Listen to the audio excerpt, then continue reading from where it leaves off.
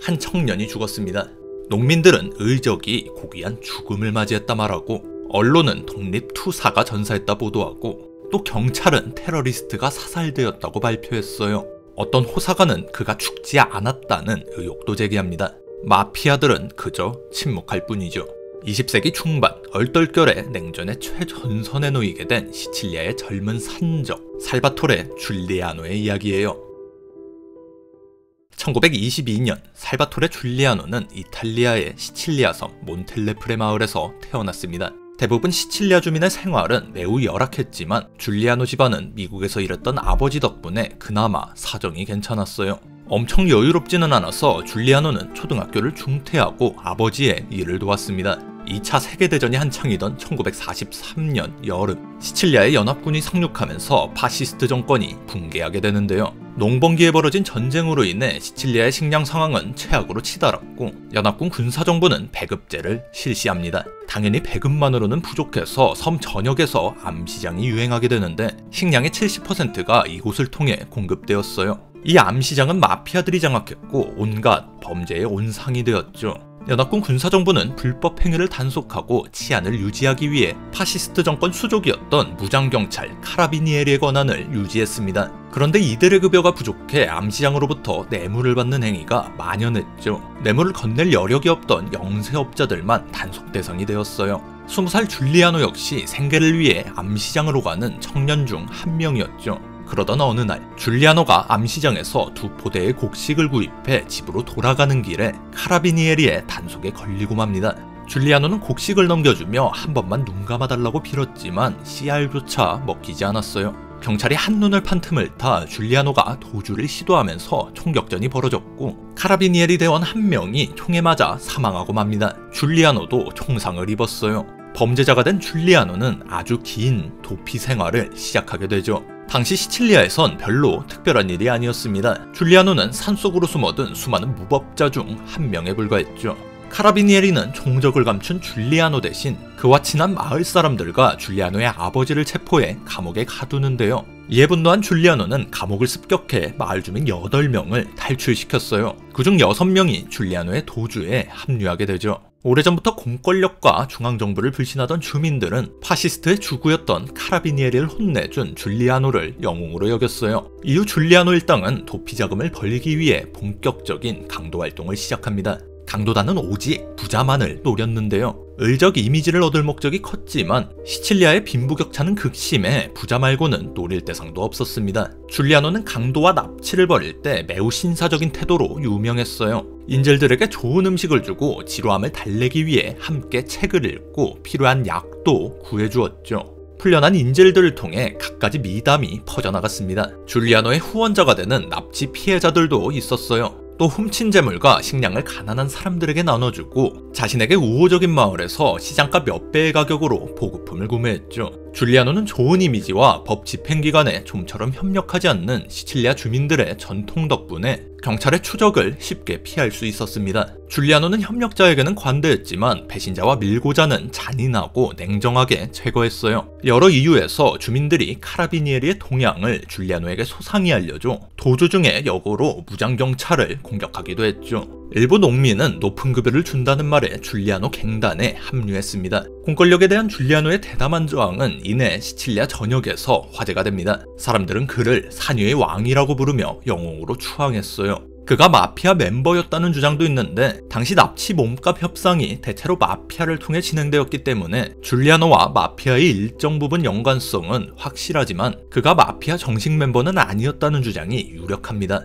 여기까지만 보면 살바토레 줄리아노의 행보는 의적으로 불렸던 다른 무법자들과 큰 차이를 보이지 않는 듯한데요. 줄리아노가 단순히 범죄 영역을 넘어서 격동의 세계사에서 이름을 남길 수 있었던 이유는 바로 그의 정치 행보 때문이었어요. 줄리아노는 시칠리아 분리독립운동을 공개 지지하고 왕성한 활동을 벌였던 인물입니다. 2차 세계대전 시기 연합군에 의해 유럽에서 가장 먼저 해방된 시칠리아는 전후에 새로 들어설 체제를 두고 정치 주도권 다툼이 활발한 지역이었어요. 왕정을 지지하는 왕당파, 토지 재분배를 꿈꾸는 공산주의자, 전통 지주들을 중심으로 한 반공 세력, 이 섬에서 수많은 정치 결사, 정당이 각축을 벌이고 있었는데요. 그 중에서도 가장 주목할 만한 세력이 시칠리아 분리주의 독립당이었습니다. 이 섬이 이탈리아로 편입된 지 불과 80년, 본토와 동질성은 매우 옅었고 많은 시칠리아 주민들이 북부 자본가에 의해 수탈당하며 차별 대우를 받고 있다 생각했습니다. 전쟁으로 본토와 연결이 단절되자 자유와 독립을 향한 열망이 급속도로 퍼져나갔죠. 하지만 그 결정권은 시칠리아인이 아닌 연합국의 손에 놓여져 있었습니다. 점령 초기 연합국은 시칠리아 독립을 진지하게 고려하기도 했으나 이탈리아 본토에서 무솔리니를 쫓아내고 복귀한 왕정과 히틀러가 세워놓은 허수아비 정권이 내란을 벌이게 되면서 상황은 급변합니다. 이탈리아 왕정을 지원하는 미국과 영국은 시칠리아 독립에 뜨뜻 미지근한 반응을 보이기 시작했고, 소련은 시칠리아가 이탈리아에 포함되어야 공산주의 전파가 쉽다고 생각했기 때문에 독립을 반대했습니다. 이런 내막을 모르는 시칠리아 민중의 독립 열망은 여전히 뜨거웠죠. 시칠리아 지하세계의 지배자인 마피아 역시 이때까진 분리독립운동에 호응하고 있었어요. 독립당은 연합국의 관심과 적극 개입을 이끌어내기 위해 주민들의 봉기를 부추기고 산적들을 포섭해 혼란을 야기하려고 합니다. 독립당과 연계된 비공식 무장조직 시칠리아 독립의용군은 분리주의를 공개 지지한 산적 살바토레 줄리아노와 접촉을 시도하는데요.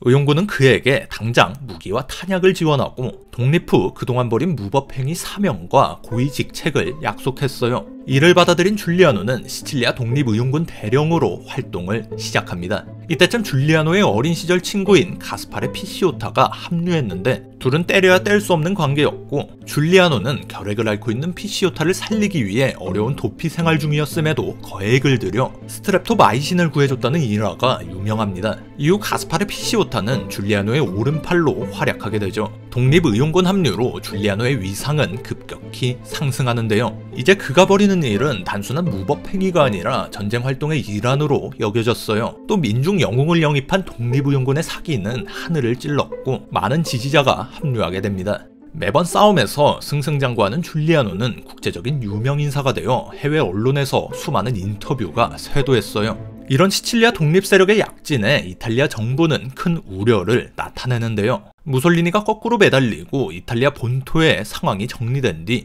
정부는 봉기를 준비하는 시칠리아 농민들과 직접 합의해 불만을 잠재우고 독립당 후원자이자 시칠리아의 구석구석을 장악하고 있는 마피아를 정부의 편으로 포섭합니다. 이때가 이탈리아 중앙 권력과 마피아가 본격적으로 결탁하기 시작하는 지점이에요. 이런 상황 변화를 눈치챈 지주들도 독립운동과 거리를 두게 되죠. 지지 기반을 잃은 시칠리아 독립당의 정치 시위와 무력 봉기 실패가 이어지고 주요 리더들이 줄줄이 체포됩니다. 정부는 체포된 독립당 인사들을 시칠리아 자치권 약속으로 회유하고 무력 투쟁을 불법으로 규정하면서 독립운동은 사실상 끝을 맺게 되죠. 시칠리아에 자치권이 부여되고 정치범들이 대거 사면되면서 독립의용군은 해산하게 됩니다. 하지만 의용군 대령 살바토레 줄리아노는 사면을 받지 못했고 혼자 남아 무장투쟁을 이어가고 있었어요. 독립당 인사들이 줄리아노까지 챙겨줄 여력은 없었겠지만 어찌됐든 그들에게 배신을 당한 거예요. 고립된 줄리아노는 분리주의 활동의 일환으로 미국의 트루먼 대통령에게 시칠리아를 하와이처럼 미국에 주로 편입해달라는 제안을 담은 편지를 보냈지만 전해지기나 했을지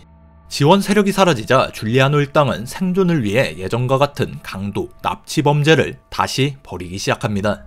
1946년 6월 2일 국민총선거로 이탈리아에서는 왕정이 종식되고 민주공화국이 출범합니다. 이때 재헌의회 선거가 같이 진행되었는데 가톨릭 계열 보수, 기독교 민주당이 가장 많은 표를 얻었지만 좌파 계열의 사회당과 공산당도 무시할 수 없는 표를 얻었어요. 두 당의 표를 더하면 반공 성향의 기독교 민주당을 넘어섰습니다. 이 결과에 자유진영의 리더인 미국은 크게 긴장하는데요. 미국의 우려대로 1947년 이탈리아 공산당과 사회당이 통합해 인민민주전선이 출범, 시칠리아 지방선거에서 기독교 민주당을 앞서는 표를 얻었습니다. 다음에 있을 이탈리아 총선에서 이 기세가 이어진다면 이탈리아의 서유럽 최초로 공산당 집권정부가 들어설지도 모른다는 가능성이 제기되었죠. 이를 막기 위해 미국은 기독교 민주당을 적극 지원, 이탈리아 반공 정치인들은 공산주의를 상당히 겁내고 있던 시칠리아 마피아 마피아를 동원하기 시작합니다. 마피아들은 아직 상당한 세력과 인기를 유지하고 있는 고립된 산적 살바토레 줄리아노에게 러브콜을 보내는데요. 마피아 보스 산토 플레레는 줄리아노와 반공 정치인들의 만남을 주선합니다. 이 만남에서 어떤 이야기가 오고 갔는지는 정확히 알 수 없지만 줄리아노가 다음 총선에서 기독교 민주당의 승리를 위한 정치 공작을 벌여준다면 그가 저지른 범죄에 대한 사면을 약속했을 가능성이 큽니다. 줄리아노는 농민들과 동료의식을 가지고 토지개혁에 있어서 진보적인 생각을 가지고 있었지만 아버지의 영향으로 미국을 동경했기 때문에 공산주의에는 확실히 반대하는 입장이었어요. 거기에 정치권의 사면 약속까지 더해지자 줄리아노의 총구는 공산 세력을 겨누게 됩니다. 1947년 4월 말 살바토레 줄리아노는 발신자 불명의 편지를 읽고 불태운 뒤 부하들에게 5월 1일은 해방의 날이 될 것이라는 의미심장한 말을 남깁니다. 그는 부하들을 팔레르모 남서쪽 피아나 델리 알바네시 마을로 이끌었어요. 피아나 델리 알바네시 마을은 과거 무솔리니가 마피아에게 모욕당하기도 했던 곳인데요. 좌파 성향이 짙은 지역이었죠. 얼마 전 자치선거에서 인민민주전선이 압승을 거두었고 인접한 마을도 비슷한 분위기였어요.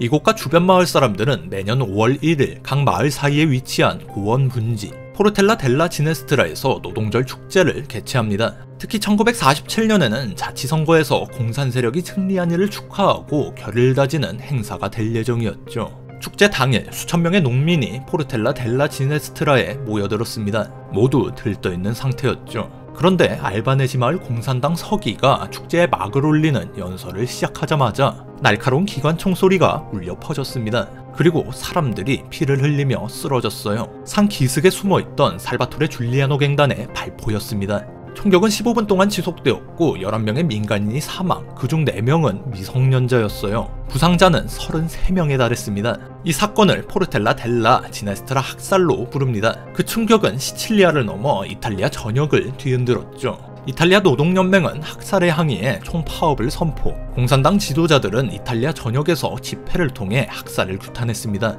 내무부 장관인 기독교 민주당 마리오 셀바는 이 사건이 정치적 의미가 없는 산적의 중동이라고 발표했으나 공산당은 마피아가 지주 반공세력과 협력해버린 공격이라고 비난했습니다. 일부 언론에서는 내전 가능성을 보도했죠. 곧 사건의 실행자가 살바토레 줄리아노라고 밝혀지면서 민중의 전폭적인 지지를 받던 그의 명성은 바닥으로 추락하게 됩니다. 이 사건에는 많은 의문점이 있는데요. 피해자 측인 공산당은 마피아와 지주, 우파 정치인을 공격할 뿐 실행범인 살바토레 줄리아노를 거의 비난하지 않았습니다. 오히려 줄리아노에게 당신은 이용당했고 배신당할 것이라고 말하며 사건 배후에 있는 세력을 공개해달라고 설득까지 했죠. 하지만 살바토레 줄리아노는 이 사건에 대해 한동안 침묵했어요. 어느 정도 시간이 지난 뒤 그는 사건 당시 자신의 부하들이 발포했던 것은 사실이지만 군중을 향해 직접 총을 발사하라는 명령을 내리진 않았다고 주장했습니다. 원래는 사람들의 머리 위로 발사해 단순히 공포심을 유발하려는 의도였다고 밝혔죠. 이를 사주한 배우 인물은 결코 공개하지 않았습니다. 현장에서 명령을 어기고 사람들을 향해 직접 발포한 사람은 주세페 파사템포라는 인물이었는데 그가 줄리아노의 평판을 추락시키려는 목적을 가진 누군가의 지시를 받았다는 의혹도 제기되었죠. 학살 사건 이후에도 줄리아노는 기독교 민주당의 총선 승리를 위한 활동을 지속했습니다. 그가 살아남을 수 있는 유일한 방법이었어요. 학살의 악명으로 줄리아노가 통제하는 영역에서 공산당 선거활동은 거의 벌어지지 않았습니다.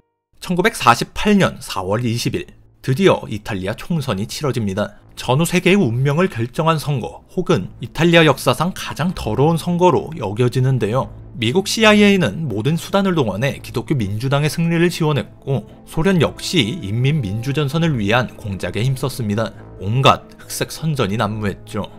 결국 기독교 민주당이 과반수 의석을 차지하며 인민민주전선을 누르고 승리했습니다. 줄리아노의 고향 몬텔레프레와 그의 영향 아래 있는 마을에서도 기독교 민주당이 압승을 거두었죠. 선거가 끝나고 줄리아노는 정치인들이 약속한 사면 소식만 기다리고 있었는데 하지만 그는 사면을 내려줄 수 없다는 매정한 답변을 받게 됩니다. 또다시 배신당한 거예요. 정치인들은 그가 사면되어 상당한 영향력을 가진 정치 경쟁자가 되는 상황을 우려했습니다.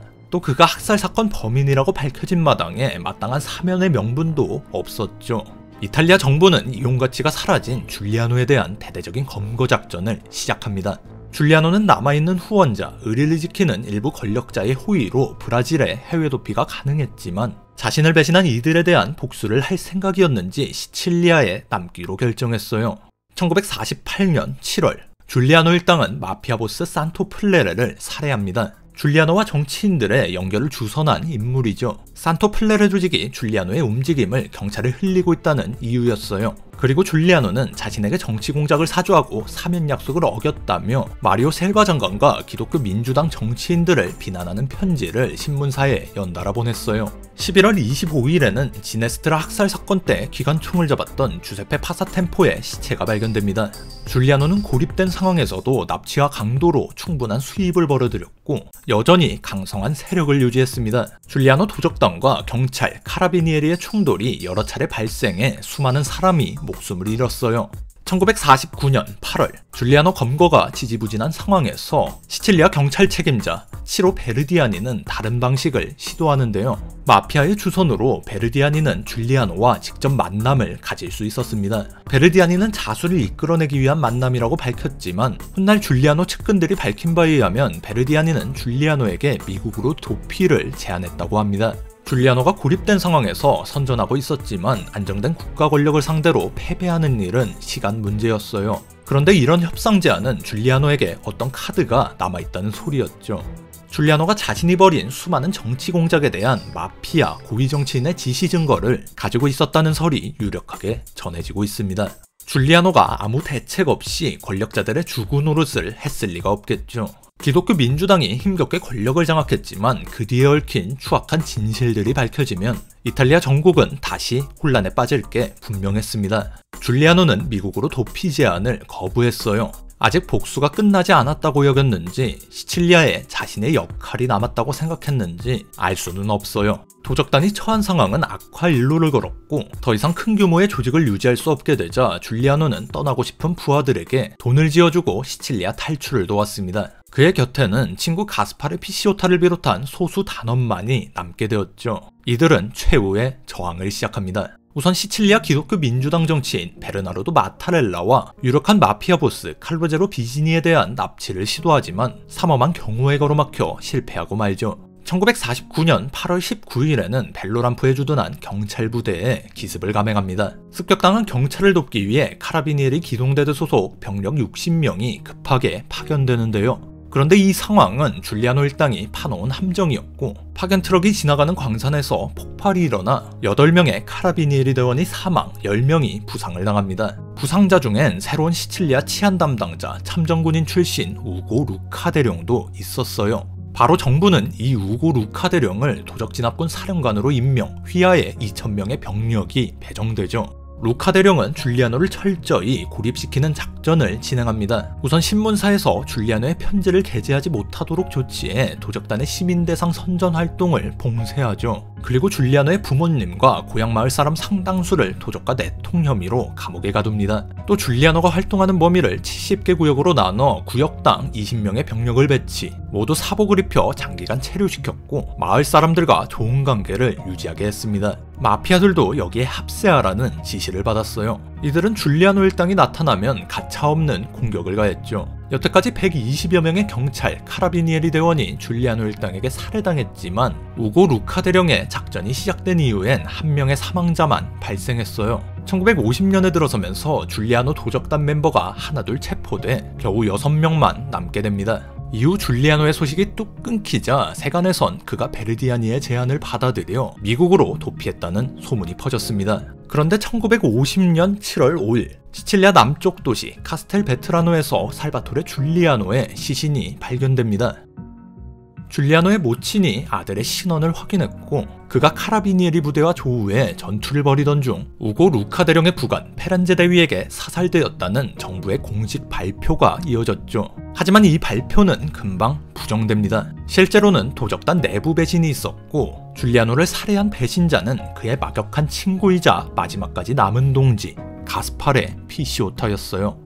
정치인들과 루카 대령은 마피아를 거쳐 피시오타와 접촉해 줄리아노에게는 더 이상 미래가 없으니 그를 죽이고 그가 보관하고 있는 중요한 서류를 빼돌려주면 그동안 벌인 범죄를 모두 사면해주겠다고 약속했어요. 또 속냐 싶지만 궁지에 몰려있던 피시오타에게 선택지는 많이 남아있지 않았어요. 그런데 줄리아노와 계속해서 협상을 진행하고 있던 베르디아니는 신의가 있었는지 아니면 다른 목적이 있었는지 피시오타의 배신을 줄리아노에게 알렸습니다. 친구의 배신을 도저히 받아들일 수 없었던 줄리아노는 피시오타와 직접 대면해 사실을 추궁했어요. 피시오타는 변함없는 우정과 충성을 호소했죠. 믿었던 걸까요? 믿고 싶었던 걸까요? 줄리아노는 친구를 더 이상 의심하지 않았고 잠을 자는 중에 피시오타에게 살해당합니다. 피시오타는 페렌제 대위에게 줄리아노의 사망을 보고했고 카라비니에리는 그럴싸한 이야기를 꾸며내 줄리아노의 죽음을 선전했죠. 피시오타는 갖가지 범죄 명목으로 체포되어 재판에 회부되었습니다. 사면 약속은 지켜지지 않았어요.